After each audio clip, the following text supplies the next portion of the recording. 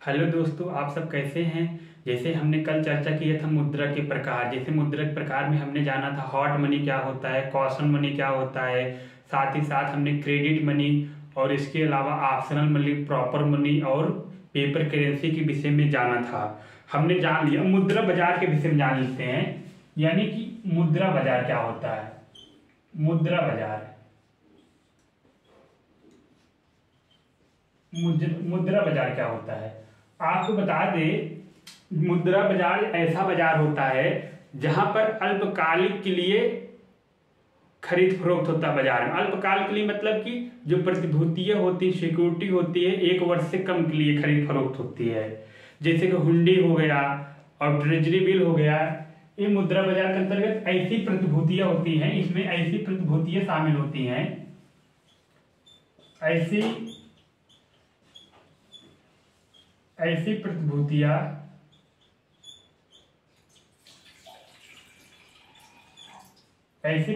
जो 1 वर्ष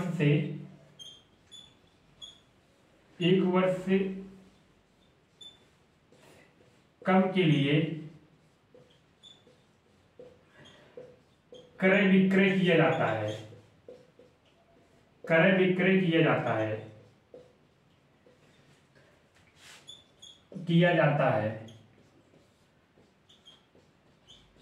किया जाता है। जैसे जैसे आपका हो गया हुंडी, ट्रेजरी बिल्स। ये आपका एक ऐसी प्रतिभूतियां जो 1 वर्ष से कम के लिए खरीदा और बेचा जाता है, उसे हम क्या बोलते हैं, मुद्रा बाजार बोलते हैं। मुद्रा बाजार 2 प्रकार का होता है। जैसे कि मुद्रा बाजार एक प्रकार का होता है संगठित मुद्रा बाजार, ये असंगठित मुद्रा बाजार। संगठित मुद्रा बाजार इसे कहते हैं जो बैंकों द्वारा लोन लिया जाता है। जैसे बैंक में हम जाकर लोन लेते हैं, किसी गैर बैंकिंग वित्तीय कंपनी से, एनबीएफसी से लोन देते हैं, वो संगठित मुद्रा बाजार है। और जो असंगठित मुद्रा बाजार है, जो हमारे गांव ग्रामीण परिवेश में दिखता है, साहू नहीं देते हैं, जिसको कहते हैं गांव जो महाजन होते हैं देते हैं, लोन देते हैं। और साथ ही साथ जो महाजन अपने उत्तर भारत में बोलते हैं, दक्षिण भारत में महाजन को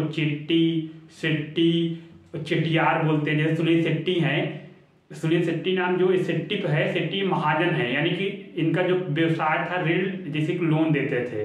लेकिन समस्या असंगठित क्षेत्र में समस्या यह है कि जैसे कि वहाँ लोन का निर्धारण तो होता नहीं है कितने % पे देंगे, जितना मनमानी आता है लोन दे देते हैं गरीब व्यक्ति को। अब गरीब व्यक्ति लोन के जाल में फंस जाता है। क्या समस्या होती है, पहले जैसे कि अपने मध्यकालीन देखेंगे, अंग्रेजों के समय क्या था, जो महाजन थे बहुत दुष्ट प्रकृति के थे। क्या होता था, कोई गरीब व्यक्ति अगर उनके पास लोन लेने आता था तो उसको ना लोन बहुत महंगा देते थे और उसका खेत रख लेते थे और उस पे लोन पे ऊपर ब्याज लगाते थे, फिर ब्याज ऊपर फिर उसका चक्रवृद्धि ब्याज लगाते थे और लोन के जाल में उलझ जाता था और जो महाजन जो होता था वो व्यक्ति का खेत हड़प लेता था। ये तरह तरह की समस्या होती थी। और एक समस्या यह भी समस्या होती थी, जैसे कि आप कहीं देखे होंगे कि ये जैसे कि किसी के 2 बैलों जोड़ी हड़प लिए महाजन, घर कुर्की करवा दिए। कई ऐसे मूवियों में आपको देखने को मिल जाता है। जो मूवी देखेंगे आप पुराने 1970-80 दशक में, क्या होता है मूवियों में, खेत जानते हैं किसी गांव के महाजन के पास रख दिए। जो महाजन होता है वो पढ़ा लिखा होता है, देखे मूवी थोड़ा वृद्ध होता है और बहुत चालाक होता है। जैसे एक अगर याद आएगा आप कभी, एक है 8वीं में है वो, जैसे कि 8वीं एक रेनबो बुक चलती है उत्तर प्रदेश में, इंग्लिश जो सरकारी स्कूल जो होते हैं, मिडिल स्कूल, उसमें एक पार्ट है द बिग मनी लेंडर, दुष्ट महाजन। उसमें एक कन्हैया नाम का महाजन रहता है जो बहुत दुष्ट रहता है। उसकी दुष्ट प्रकृति ऐसी रहती है कि उसके जो रहता है, एक बार उसका थैले का सिक्का खो गया था, तो सिक्का उसे थैले मिल नहीं रहा था। उसने घोषणा करवा दी ढोल नगाड़े पिटवा कर, जो हमारा पाता है यानी सिक्का भरा थैला, उसको मैं दो सोने कॉइन दूंगा। तो एक गरीब किसान था भोला, वो भाई रास्ते से जा रहा था तो कन्हैया लाल का और थैले वाला जो सिक्के उस भरा था वो था, थैला था, वो पा गया। तो उसके बाद ना वो लेके चला गया भोला कन्हैया को दिया। कन्हैया ने बोला जाओ हो गया तुम्हारा, क्या बोल रहे थे साहब हमारा रिवार्ड चाहिए, जो आप बोले थे 2 सोने के सिक्के। तब जो दुष्ट महाजन कन्हैया थे, कन्हैया ने क्या बोला, तुम भोला तुमने स्वयं पहले से ही अपना रिवार्ड ले लिया है, तुम अब दोबारा मांगना चाहते हो। कन्हैया अपने आप को ठगा सा महसूस करने लगा, वो क्या नाम है भोला। तब इसके लिए पंचायत बैठी, पंचायत बैठने के बाद क्या हुआ समझ, पंचायत बैठी तो पंचायत में निर्धारित किया गया जो कन्हैया का थैला, वो सोने सिक्का वाला थैला गिरा था उसमें 21 सिक्के थे, जो भोला ने पाया है 23 सिक्के हैं। यानी कि जो कन्हैया गिरा था वो 23 सिक्के थे और इनके जो भोला पाया 21 सिक्के है सोने का, यानी ये कन्हैया का नहीं है, यानी कि ये कन्हैया का नहीं है, ये भोला अपने पास रख ले, ये लावारिस है, इसको अपने पास रख ले भोला।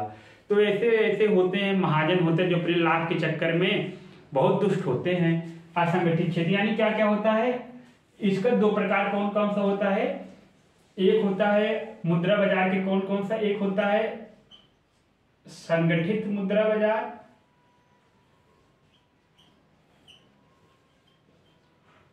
और असंगठित मुद्रा बाजार। असंगठित मुद्रा बाजार में आप बताए दादी सिट्टी चिट्टी, असंगठित मुद्रा बाजार, मुद्रा बाजार जैसे एग्जाम्पल इसमें लेंगे, जैसे आपका हो गया संगठित मुद्रा बाजार में बैंक, जो बैंक जैसे आपका SBI बैंक, NBFC, ये सब आपका क्या हो गया संगठित। असंगठित में एग्जाम्पल में आपका क्या हो जाएंगे, साहूकार,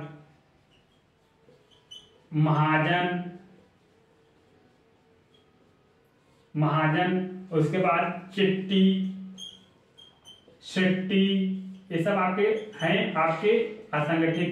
क्योंकि प्राचीन काल में यही सब पास हम सब मुद्रा उद्रा रखते थे। क्योंकि अभी भी आपको अगर चिट्ठी सिट्टी देखना हो तो आपको ग्रामीण परिवेश मिल जाएंगे जहां बैंकिंग व्यवस्था है नहीं। जब से बैंकिंग व्यवस्था आया है लोग अपने पैसे बैंक में जमा करने लगे हैं और लोग को लोन भी अच्छे किफायती रेट पे मिल जाता था। पहले जो सिट्टी चिट्टी महाजन होते तो बहुत ज्यादा लोन लेते थे। जैसे उनका क्या होता था, लोन का निर्धारण नहीं, कोई व्यक्ति आया 40% दे दिए, अब 100 रुपए दे रहे हैं, 40 रुपए महीने लगा दिए ब्याज दर। जैसे कि अब ले लिए बेचारा, उसको आवश्यकता थी, बेटी की शादी करनी थी, वो सोचा था हमारी फसल अच्छी होगी, फसल बेच कर दे देंगे। अब गलती से सूखा पड़ गया, अकाल पड़ गया, फसल अच्छी नहीं हुई, नष्ट हो गया। अब किसान बेचारा आत्महत्या कर लेते, उसके पास विकल्प भी कोई नहीं बचता है। पहले कितनी तरह तरह की समस्याएं थी असंगठित क्षेत्र में, लेकिन जब से संगठित क्षेत्र आया, बैंक आ गए, अब कोई भी व्यक्ति रहता है जहां बैंकिंग पर धीरे से आराम से बैंक में जाता है, अपने जो है सिक्योरिटी के तौर पे खेत घर का या कागज या खेत के कागज दिखाता है, फर्स्ट क्लास 6% 5% लोन पाता है। सरकार तरह तरह की जैसे रियायतें भी देती है, उस पर योजना भी चलाती रहती है कि भैया जिससे कि गरीब व्यक्ति जो है उनको कोई समस्या न हो, और साथ ही साथ सब्सिडी मिल जाता है लोन पर। और जो गैर बैंकिंग वित्तीय कंपनी ये भी ऐसे करती हैं। ये सब चीजें थी मुद्रा बाजार में, यानी जो 1 वर्ष से कम के लिए क्रय विक्रय किया जाता है, जैसे कि हुंडी और उसके बाद ट्रेजरी बिल। अब इसके बाद हम एक चैप्टर स्टार्ट, बहुत इंपॉर्टेंट स्टार्ट करते हैं, RBI, reserve bank of India. बहुत बढ़िया है, बहुत इंपॉर्टेंट चैप्टर है, जो सारे एग्जाम में प्रश्न पूछे जाते हैं इससे। जैसे SSC हो गया, और लेखपाल हो गया, UPSSC हो गया, सारे एग्जाम में और IAS PCS सब में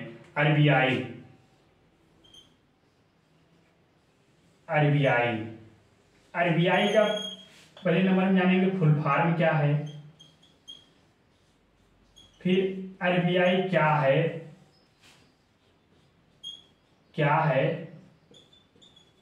इतिहास,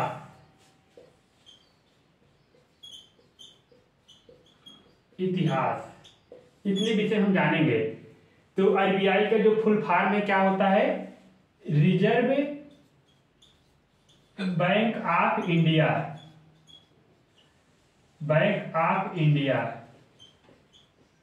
भारतीय रिजर्व बैंक ऑफ इंडिया, यानी रिजर्व बैंक ऑफ भारतीय रिजर्व बैंक होते क्या है। अब प्रश्न उठता है RBI क्या है। RBI एक बैंकों का एजेंट हो, सारे जो वाणिज्यिक बैंक है उनके चलाता है, जैसे कि अपना उनको लोन की सुविधा, अपने मॉनेटरी पॉलिसी बनाता है, यानी बैंकों को बैंक एजेंट है। RBI क्या करता है, RBI की एक ही काम है, वो बैंक को बढ़िया से चलाता है, यानी बैंक को जैसे कि मॉनेटरी पॉलिसी बनाता है। क्या है आरबीआई क्या है? बैंकों का बैंक है, सबसे बड़ा बैंक है, ये बैंक को भी लोन देता है, इसलिए बैंकों का बैंक है। ये मॉनेटरी पॉलिसी बनाता है और ये महंगाई भी काबू करता रहता है ये मॉनेटरी पॉलिसी के माध्यम से, और साख नियंत्रण,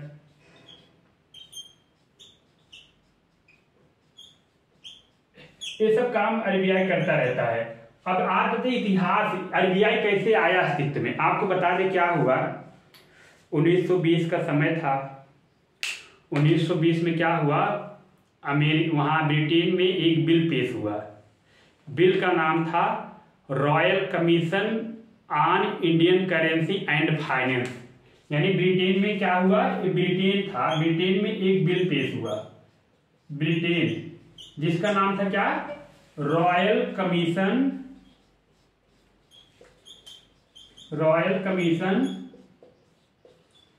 bank, royal commission on Indian currency और उसके बाद एंड फाइनेंस, ये बिल था, पेश हो गया। क्या बिल था? एक royal commission and Indian currency and finance. क्या हुआ, 2000 जैसे 1920 में बिल हुआ, 1920 में फिर क्या हुआ, 1920 में बिल आ गया, तो बिल आने के बाद 1926 में इसकी जो बिल को एग्जीक्यूट करना था भारत में, तो उसकी अध्यक्षता सौंपी गई हिल्टन यंग थे उसके चेयरपर्सन, उन्हीं के नाम पर इसको बोलते हैं। 1926 में आया हिल्टन यंग कमीशन, हिल्टन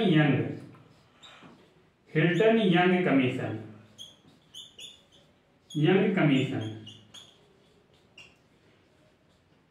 इन्होंने देखा साहूकार जो चिट्टी थे, साहूकार थे, ये सब बहुत ज्यादा लोन ले रहे थे। तब हिल्टन यंग ने कहा, सोचा कि भारत में एक बैंक होना चाहिए जहां से लोग किफायती दर पर अपना लोन प्राप्त कर सके। हिल्टन यंग कमीशन ने सुझाव दिया कि एक केंद्रीय बैंक होना चाहिए। तो बढ़िया है, केंद्रीय बैंक होना चाहिए।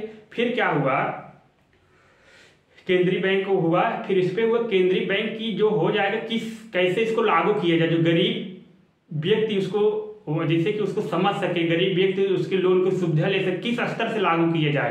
ऐसा तो थे नहीं, हमारे यहाँ अनएजुकेटेड लोग भी थे, अशिक्षित भी लोग थे, उनको बैंकों की जानकारी नहीं थी, उनको पैसा जमा करना निकालना तो आता था नहीं। तब इसके लिए बाबा भीमराव अम्बेडकर जी ने, उनकी एक बुक है बाबा साहेब की, बहुत बढ़िया बुक है, अगर आप कभी पढ़ने का अवसर मिले पढ़िएगा, उसमें पूरा उसी के सिद्धांत पे हमारा आरबीआई बना है। बुक का नाम है बाबा भीमराव अम्बेडकर की, भीमराव अम्बेडकर की एक बुक है, भीमराव अम्बेडकर की एक बुक है। उस बुक का नाम है, आप देखेंगे, इट्स द प्रॉब्लम, रुकिए यहां ले लेते हैं, बुक का नाम है द प्रॉब्लम ऑफ रूपी,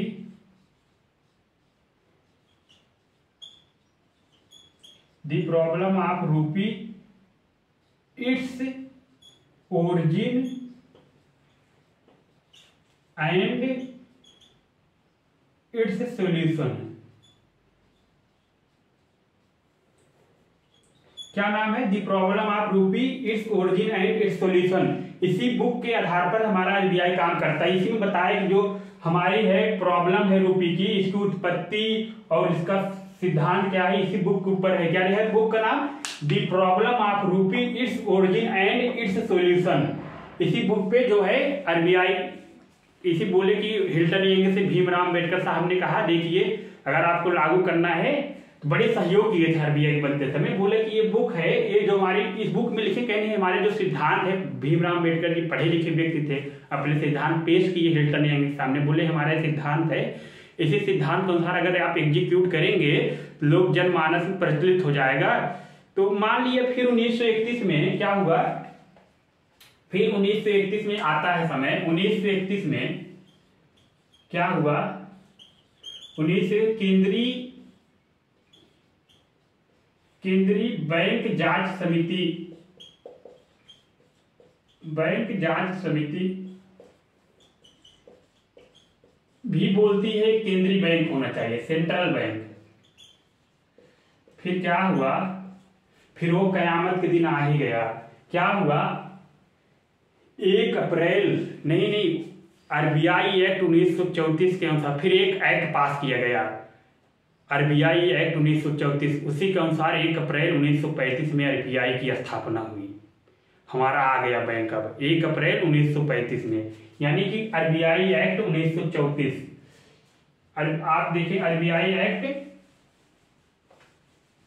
फिर क्या होता है, आरबीआई एक्ट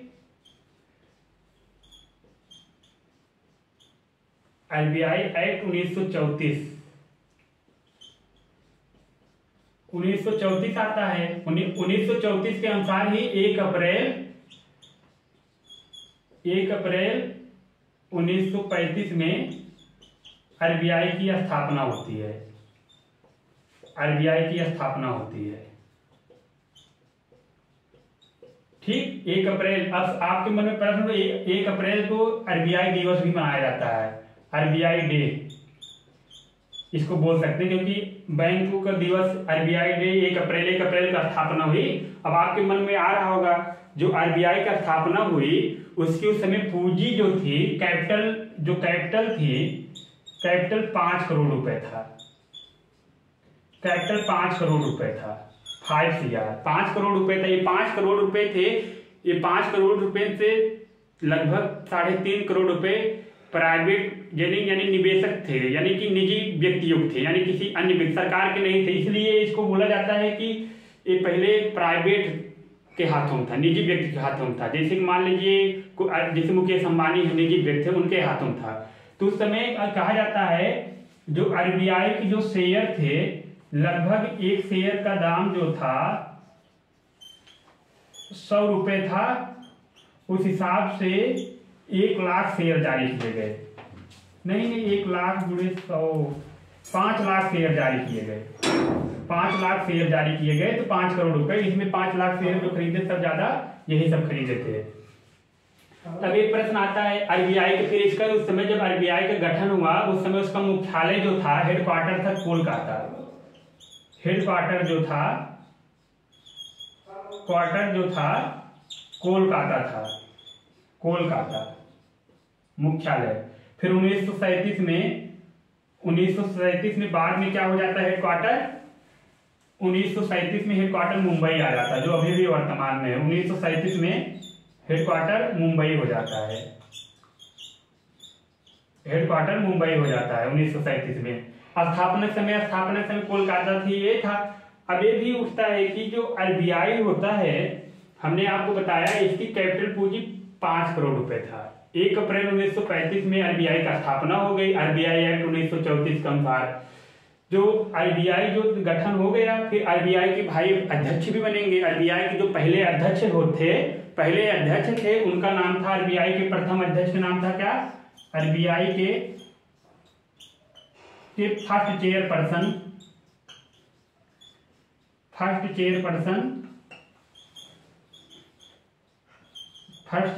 का नाम था ओसबोर्न स्मिथ।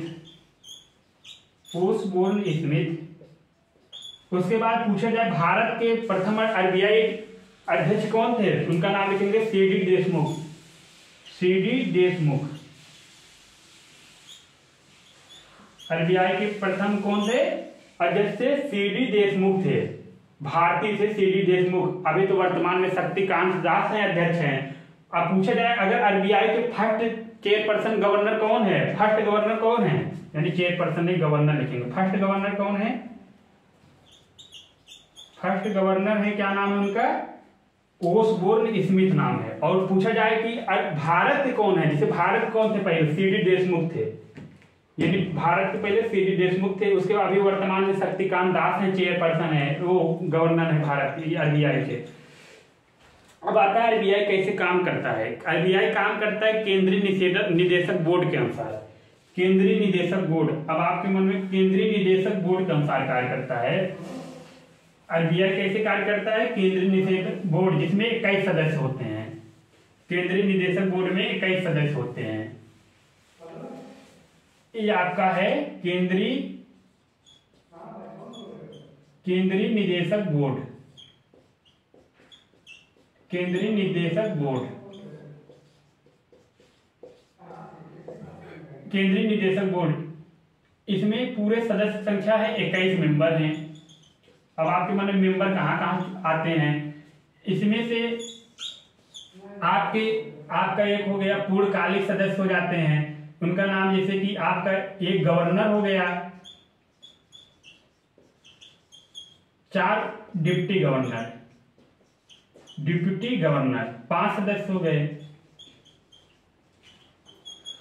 और आपके जो 2 सदस्य आते हैं, दो सदस्य आते हैं वित्त मंत्रालय के प्रतिनिधि होते हैं। वित्त मंत्रालय के प्रतिनिधि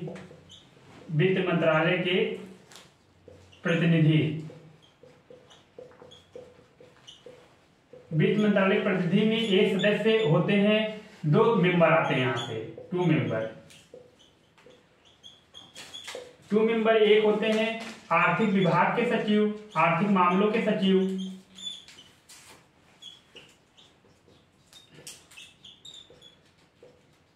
एक होते हैं आपके, एक सचिव का नाम है आपके वित्त विभाग के सचिव,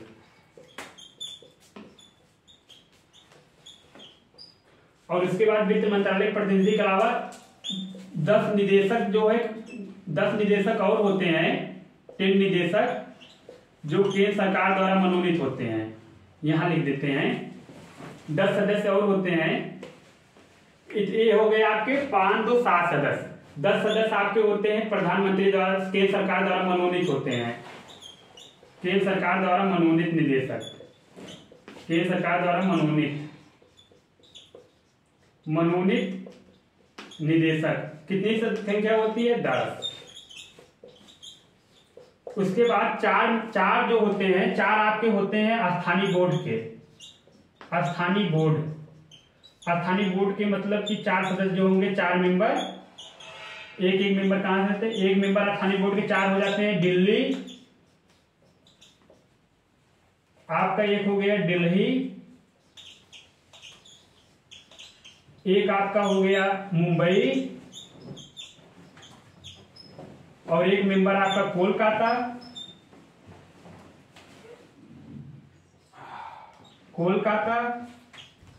एक मेंबर आपका चुना जाता है चेन्नई। यानी 4 मेंबर हो गए, एक मेंबर दिल्ली से, एक मेंबर मुंबई, एक कोलकाता, एक चेन्नई। यानी हमने पता 21 सदस्य गिना देते हैं आपको फिर से। एक गवर्नर, 4 डिप्टी गवर्नर, 5 हो गए, और 2 मेंबर होते हैं वित्त मंत्रालय प्रतिनिधि। एक मेंबर आर्थिक मामलों का सचिव होता है, एक वित्त विभाग का सचिव होता है। 5 2 7 हो गया। 10 होते हैं केंद्र सरकार द्वारा मनोनीत होते हैं, 10 मेंबर मनोनीत होते हैं केंद्र सरकार द्वारा, निदेशक 10 मेंबर मनोनीत होते हैं केंद्र सरकार द्वारा। उसके बाद 4 मेंबर जो होते हैं स्थानीय बोर्ड से चुने जाते हैं। स्थानीय बोर्ड से दिल्ली, मुंबई, कोलकाता, चेन्नई से एक चुने जाते हैं 4 मेंबर। 21 सदस्य इस प्रकार हो जाते हैं।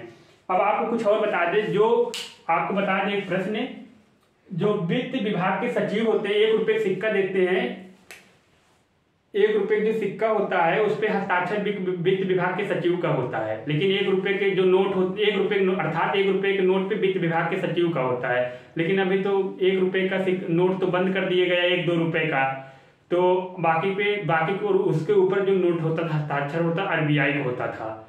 ये प्रश्न भी पूछ लेता है कि 1 रुपए के नोट पर किसका हस्ताक्षर होता है? वित्त सचिव का हस्ताक्षर होता है। 1 रुपए से ऊपर वाले नोट पे, 5 रुपये, 10 रुपया, इस पे नोट पर हस्ताक्षर रहता है किसका? RBI के गवर्नर का हस्ताक्षर होता है।